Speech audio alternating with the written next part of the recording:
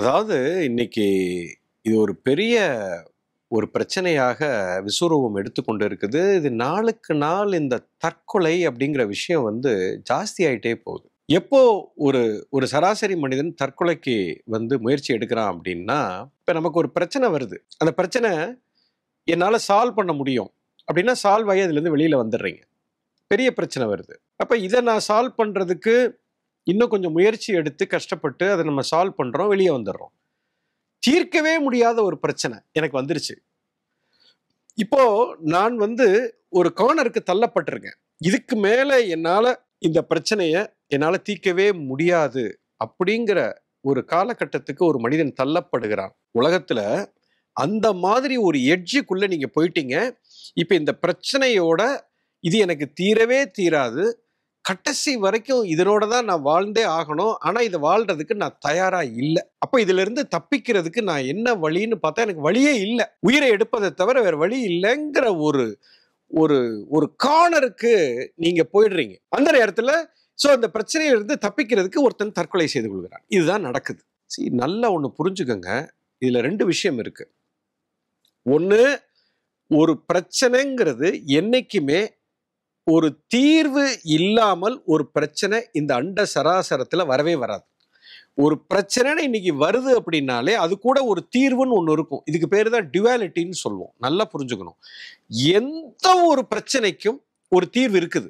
ஏன்னா முதல்ல ஒண்ணு புரிஞ்சுக்கங்க, நீங்க பிரச்சனைன்னு நினைக்கிறது பிரச்சனையே கிடையாது. முதல்ல அது நீங்களா அதை பிரச்சனைன்னு பாக்குறீங்க. அது எந்த பிரச்சனையாவனாலும் இருக்கலாம். இன்னைக்கு தற்கொலை செய்து கொள்வதற்கு நிறைய காரணங்கள் இருக்குது. இப்போ என் திருமண வாழ்க்கை சரியா இல்லை, அதனால நான் தற்கொலை செய்துக்கிறேன். என் வியாபாரத்துல நஷ்டம், அதனால நான் தற்கொலை செய்துக்கிறேன். என்னோட படிச்சு மார்க் வாங்கலை, நான் எதிர்பார்த்த மார்க் வரல, தற்கொலை பண்ணிக்கிறேன். என் வேலை போயிடுச்சு, தற்கொலை பண்ணிக்கிறேன். என் மனைவி என்னை விட்டு போயிட்டா, தற்கொலை பண்ணிக்கிறேன். இது மாதிரி தற்கொலைக்கு காரணம் பார்த்தீங்கன்னா அதை கேட்டாலே கோமாளித்தனமாக இருக்கிறது. You understand? இது நீங்க இதை பெருசா பாக்குறீங்க. வியாபாரத்துல நஷ்டம் அடைஞ்சு தற்கொலை பண்ணிக்கிறேன்னா வியாபாரத்துக்கு போறதுக்கு முன்னாடியே லாபமும் இருக்கும் நஷ்டமும் இருக்கும். இது ரெண்டுமே சேர்ந்ததுதான் வியாபாரம். வியாபாரத்துல லாபம் மட்டும் இருக்காது, நஷ்டம் மட்டும். இந்த புரிதல் எனக்கு இல்லை. முட்டாள் நான், கோமாளி நான். எப்படி லாபம் என்பது நிரந்தரம் இல்லையோ நஷ்டம் என்பது நிரந்தரம் இல்லை. இயற்கை சட்டப்படி அப்படித்தான் இருக்கும்.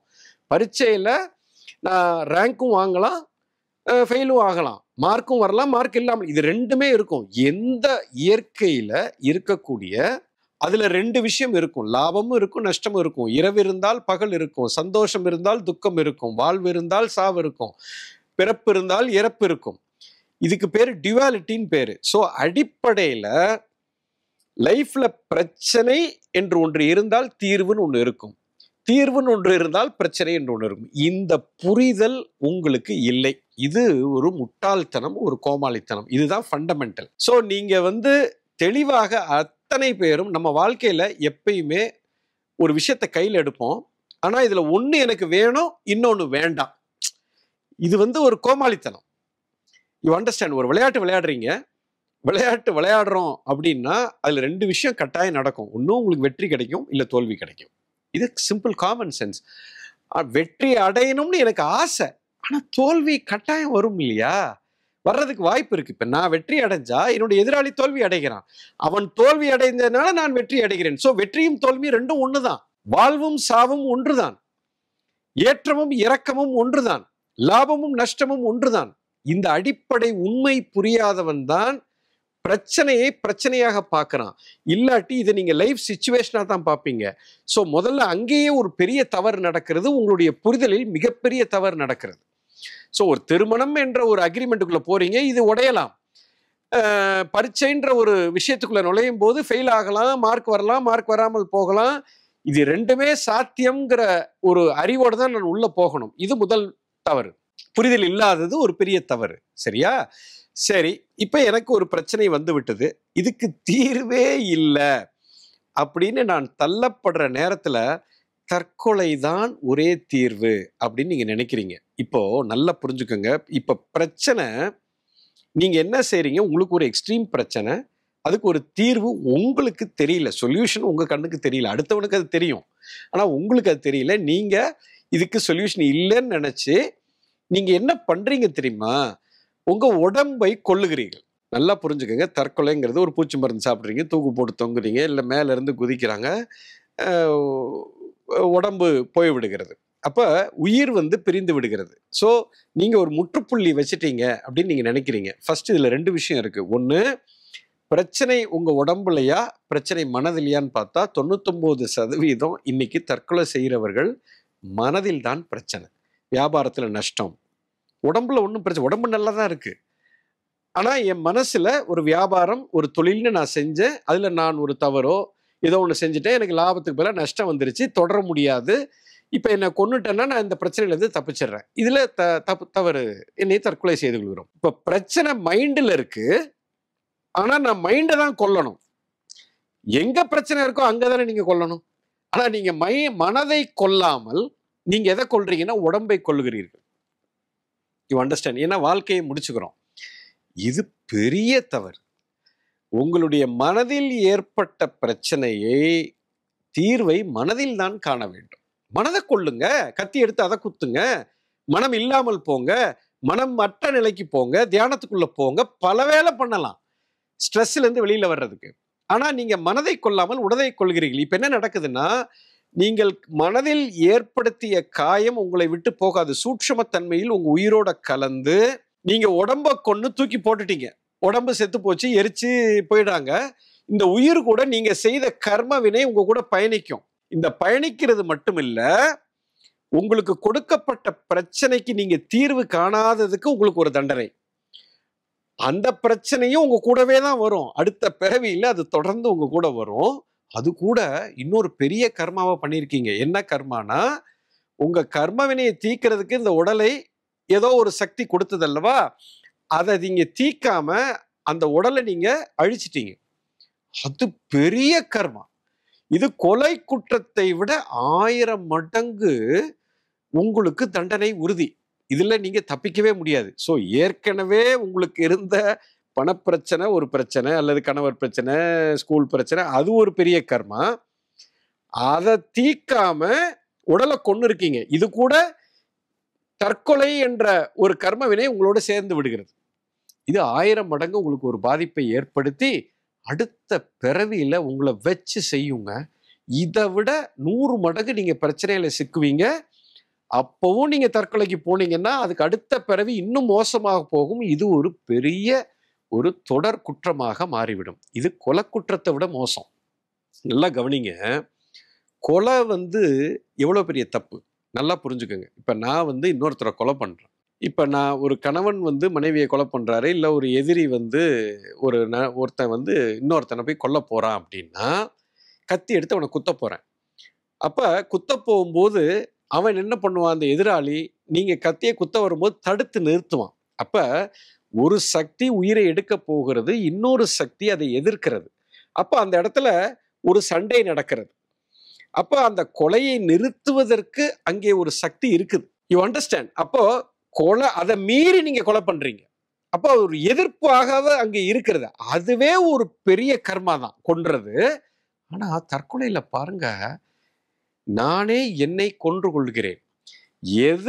எந்த உயிர் என்னை காப்பாற்றணுமோ அந்த உயிரே தன்னை அழித்துக் கொள்கிறது. ஒரு உயிரை அழிக்கல, உடலை உயிரை அழிக்கவே முடியாது. உயிர் வந்து உடம்புக்குள்ளே வரும், உடம்பை விட்டு வெளியே போகும். அதை ஆக்கவோ அழிக்கவோ யாராலும் முடியாது. நீங்க அழிப்பது வெறும் உடலை மட்டுமே. சோ நீங்க அந்த உயிரை தக்க வச்சுக்கிறதுக்காக இறைவன் கொடுத்த உயிரை நீ வந்து உடலை அழிச்சு உயிரை பிரிக்கிற. அப்ப அதுக்கு எதிர்ப்பே இல்லை. எதிர்ப்பே இல்லாத செய்யக்கூடிய கொலை, அதற்கு பேருதான் தற்கொலை என்று சொல்கிறோம் அல்லவா. இது வந்து கொலைக்கு என்ன உங்களுக்கு தண்டனையோ அதை காட்டிலும் 1000 மடங்கு உங்களுக்கு தண்டனை அதிகம். மிகப்பெரிய கர்மவினை. அடுத்த பிறவியில நீங்க தற்கொலைக்கான காரணமும் உங்க கூட வரப்போகுது, தற்கொலை செய்ததும் அது கூட சேர்ந்துகிட்டு படாத பாடுபடுவீங்க. இது பெரிய தப்புங்க, மிகப்பெரிய தவறு. வாழ்க்கையில எந்த ஒரு பிரச்சனை வந்தாலும் அந்த பிரச்சனை எதுக்காக வந்திருக்குன்னா, உங்களை வந்து அதிலிருந்து நீங்க மிகப்பெரிய ஒரு மெச்சூரிட்டிக்கு போகணும், ஒரு உயர்ந்த நிலைக்கு போகணுங்கிறதுக்காகத்தான் இந்த பிரச்சனையை இறைவன் உங்களுக்கு கொடுக்குறான். பிரச்சனை வருதுன்னாலே அது இறைவனின் குறுக்கீடுன்னு அர்த்தம், இறைவனோட செயல்னு அர்த்தம். நீங்க ஒரு பெரிய அறியாமையில இருக்கீங்க. அந்த அறியாமையிலிருந்து உங்களை வெளியே கொண்டு வரணுங்கிறதுக்காக தான் அந்த பிரச்சனையை உங்களுக்கு கொடுத்துருக்கிறது. இது கடவுள் வந்து நமக்கு செய்யக்கூடிய ஒரு பரீட்சை.